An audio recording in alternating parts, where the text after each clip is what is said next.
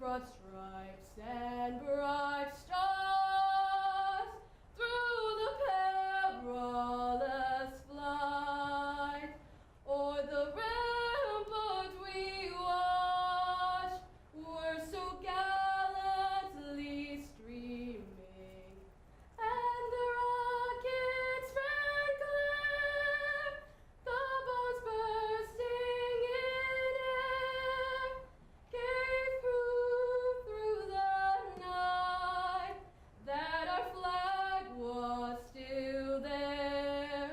Oh, say does that star-spangled banner yet wave o'er the land of the free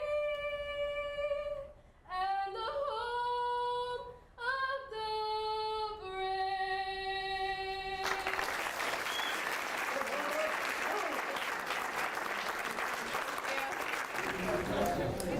All right, thank you for joining us here for the Kemper Memorial Contest Award Ceremony 2017. We like to start this event with the Pledge of Allegiance. So there's a flag behind me, a flag over there.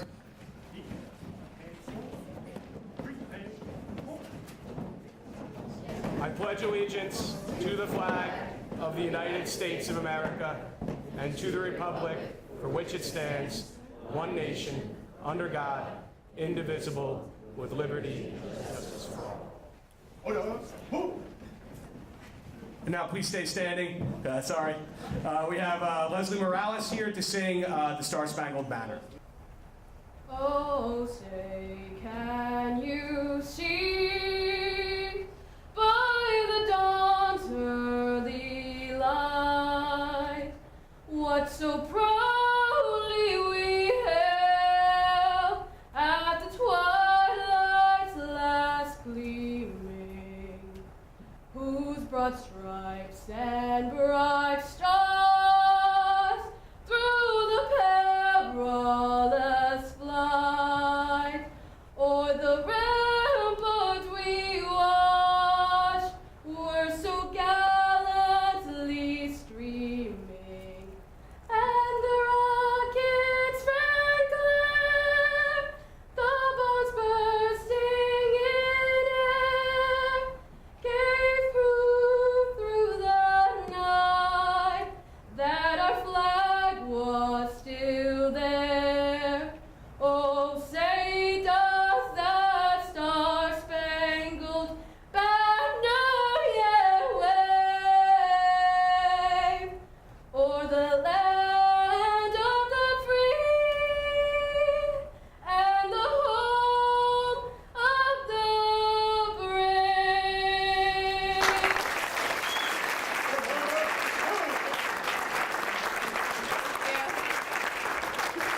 Thank you, Leslie. Please be seated.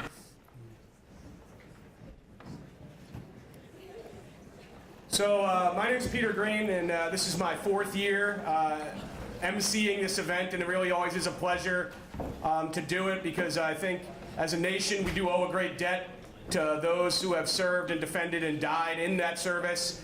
So I like to pause at the beginning of the ceremony, and if there are any veterans in the room, I would ask them to stand up and be recognized. And I think as a group, just kind of us to give a round of applause to anyone who has served our country and defended it. So thank you to our veterans. My name is Mary Cronin, and I am, as Peter said, the Vice President of the Kemper Memorial Park Preservation Fund. I am also a former history teacher here at Mamaroneck High School. I was here for 28 years. I'm happy to be here today to recognize and celebrate this year's winners of the Kemper Memorial Contest. This year's contest is especially significant to me for two reasons. First, 70 years ago today, the Richard Kemper Memorial Park was officially dedicated. In 1946, Mr. and Mrs. Kemper had completed the purchase of 3 parcels of land on Boston Post Road adjacent to the high school. The Kempers had the dilapidated buildings on the grounds raised, the property landscaped, granite benches, and a monument placed in the newly created park. Richard Kemper Memorial Park was created to honor the Kemper's son Richard and 100 others from this community who died during World War II. On Sunday, May 25th, 70 years ago today, a dedication ceremony took place in the high school auditorium. On that occasion, Colonel Bernard Lentz, former commander of Fort Slocum in New Rochelle, said of Mr. and Mrs. Kemper, and I quote, "In presenting this park to the people of Mamaroneck, you have assured that the heroes of yesterday will not be pushed out of our recollection." In 2004, the Kemper Memorial Park Preservation Fund was created as a community-based group whose mission was the preservation and the beautification of the park. Since that time, this group has had planters built to frame the monument, new pathways created throughout the park, a flagpole installed, 3 perennial gardens planted, and most recently, benches installed. None of this would have been possible without the hard work and extreme generosity of many people. To all those who have so generously given of their time and resources, we say a heartfelt thank you. I hope that Adolf and Helen Kemper are proud of the work that we have done. The other reason that this year's contest is especially significant to me is deeply personal. The contest question this year is, how does service to country allow the ordinary man or woman to become heroic? On March 5th of this year, I lost my very own hero. My father-in-law, John Anthony Esposito, died that day, 3 weeks shy of his 102nd birthday. John Esposito was a combat veteran from World War II. He served under General Patton, was wounded twice, received both a Purple Heart and a Bronze Star. He was an ordinary man who, when called upon, did extraordinary things. He taught all of us who were fortunate enough to know him how to appreciate all we have been given and how to be ready when called upon to be an everyday hero. Thank you.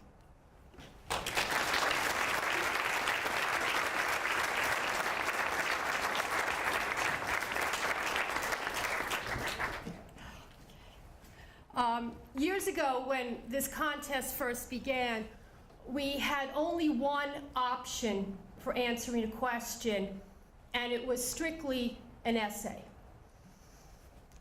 2 years ago at a board meeting, Mark Schumer, who's one of our board members, said, why don't we think about other ways to respond to this question that shows the talents of the kids? So we thought about it, and we came up with the options that the kids had last year and that they have this year. Last year we had poetry, song, and paintings. This year we have 2 poems and 2 videos. And they're all each different from the other, okay? To start it out, my glasses on. Oh, okay. Oh, good, I can see that it's big. Okay.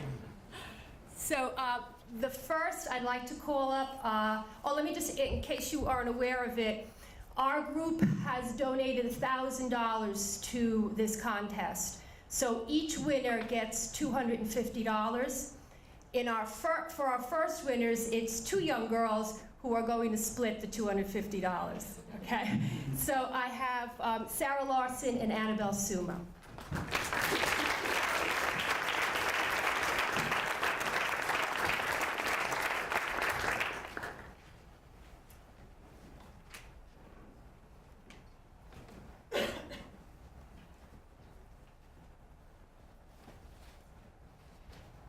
While writing this poem, we thought about how you see so many people every day. And unless you get to know them, you have no idea what experiences they have had. We hope our poem shows that while someone may seem ordinary on the outside, you may not realize who they really are. This poem is titled Invisible by Annabelle Sumo and Sarah Larson. She walks slowly with her head down. Every time someone says her name, just another person in the crowd. Or is she? Years spent making a change.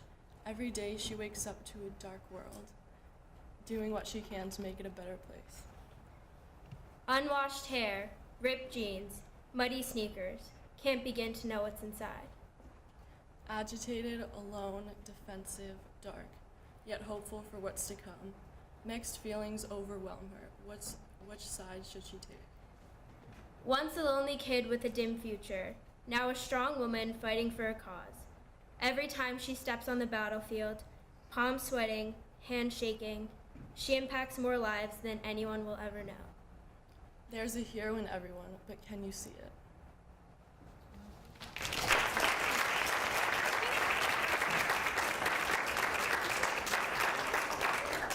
Turn around.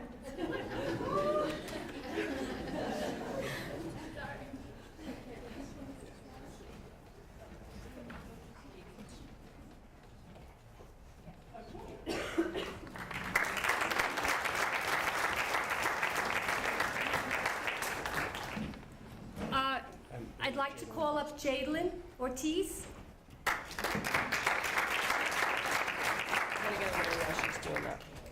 And somebody who knows more about technology than me.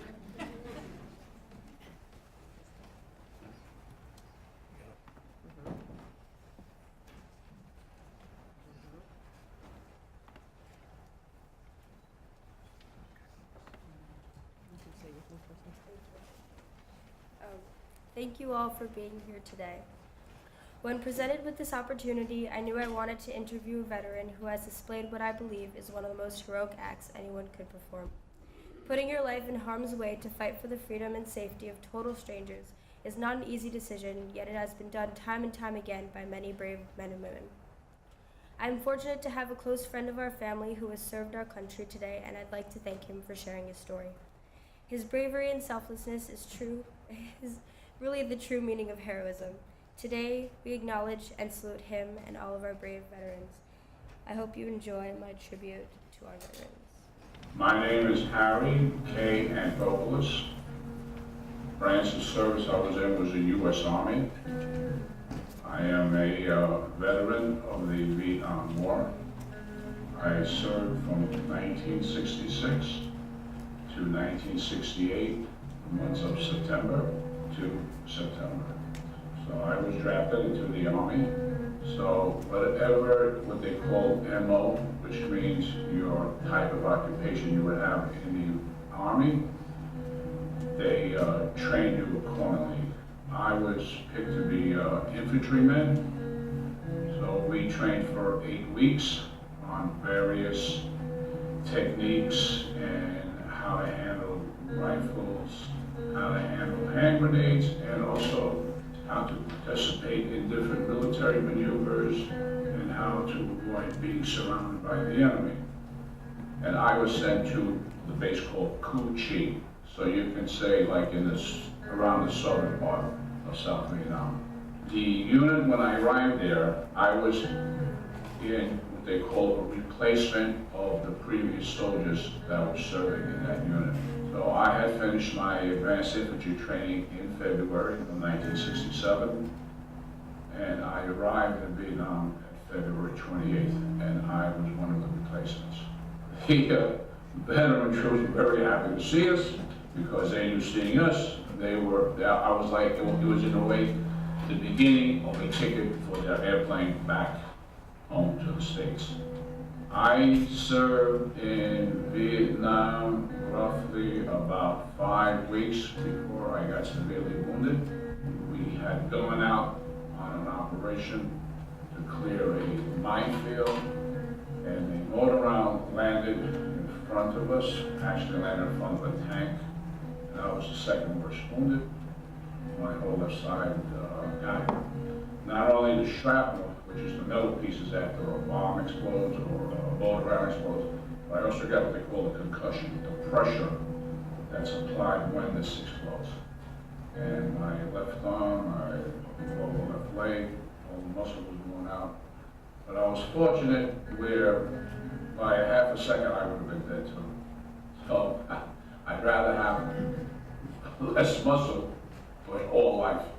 The other aspect, naturally, when you're in combat, is individuals, soldiers, no matter whether they're in combat role or they're behind in camp, and somehow the battlefield reaches the camp, get caught in situations where they all of a sudden have to do something that beyond whatever they did before.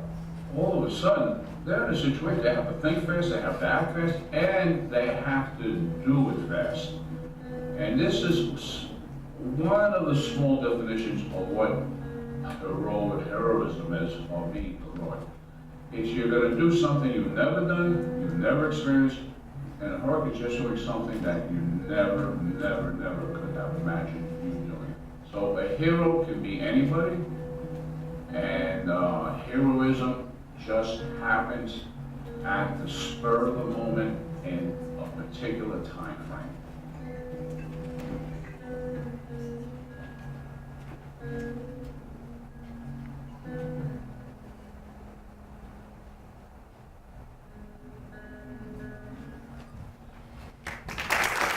Our next poem is by Caitlin Spiridelis.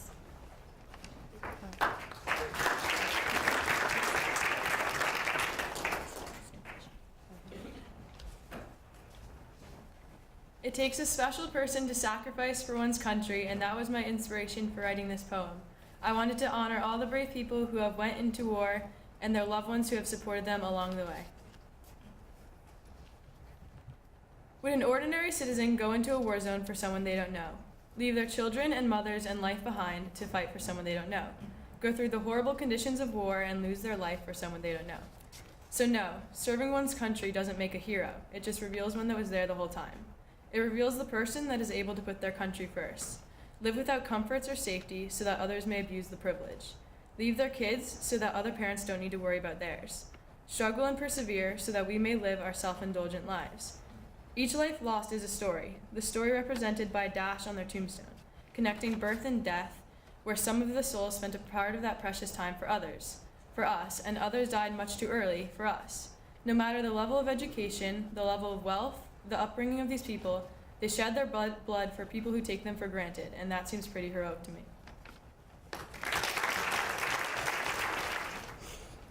Our final video is by Hannah Young.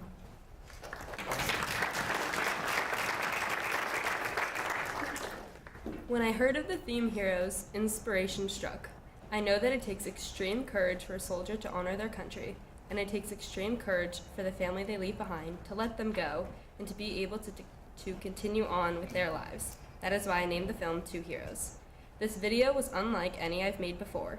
I was able to portray something very real and brave that happens to thousands of families each day. With the help of my family, I created a video to honor those families with extreme courage, and I've never been happier to do so. Dear Sarah, the indications are very strong that we shall move in a few days, perhaps tomorrow. And lest I should not be able to write you again, I feel impelled to write a few lines that may fall under your eye when I am no more. I have no misgivings about or lack of confidence in the cause in which I am engaged, and my courage does not halt or falter. I know how American civilization now leans upon the triumph of the government, and how great a debt we owe to those who went before us through the blood and suffering of the Revolution. And I am willing, perfectly willing, to lay down all my joys in this life to help maintain this government and to pay that debt. Sarah, my love for you is deathless. It seems to bind me with mighty cables that nothing but omnipotence can break. And yet my love of country comes over me like a strong wind and bears me irresistibly with all those chains to the battlefield. The memory of all the blissful moments I have enjoyed with you come crowding over me, and I feel most deeply grateful to God and you but I've enjoyed them for so long. And how hard it is for me to give them up and burn to ashes the hopes of future years, when, God willing, we might still have lived and loved together and see our boys grown up to honorable manhood around us. If I do not return, my dear Sarah, never forget how much I loved you, nor that when my last breath escapes me on the battlefield, it will whisper your name. Forgive my many faults and the many pains I have caused you. How thoughtless, how foolish I have sometimes been. But oh, Sarah, I shall always be with you in the brightest day and the darkest night. Always. Always. Sarah, do not mourn me dead. Think I am gone, and wait for me, or we shall meet again.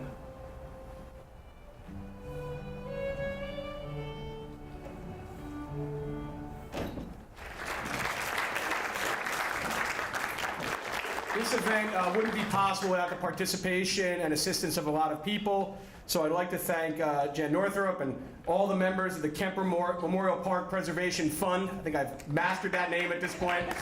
Thank you. Thank you to the Mayor of Mamaroneck. Thank you to the Village of Larchmont Police Honor Guard for being here with us today. Much appreciated. Superintendent Bob Schaps, Liz Klain, Mamaroneck School Board, Craig Goldberg, Social Studies Department, English Department, Art Department, Emily Dombroff, our video teacher and Art Department chairperson, Richard Cantor, who's a member of the Kemper family, couldn't be here today, but he wanted me to convey his thank you for being here with us and celebrating this important memorial for his family. And most importantly of all, once again, thank you to all of our veterans on whose service we rely to maintain our great country. Thank you.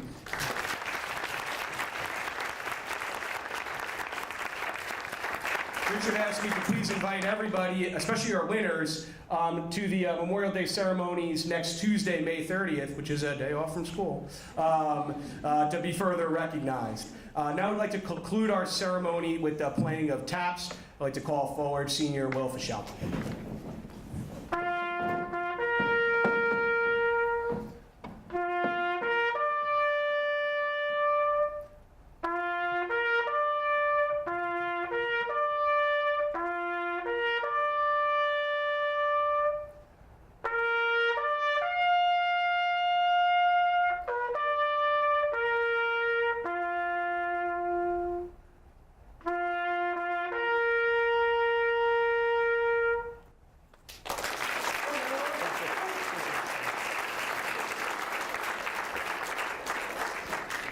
All right, it's not a long ceremony, but it is an important one, and thank you for all being a part of it. Thank you to our winners, and thank you to our nation's servicemen and veterans. Have a wonderful Memorial Day weekend and safe home.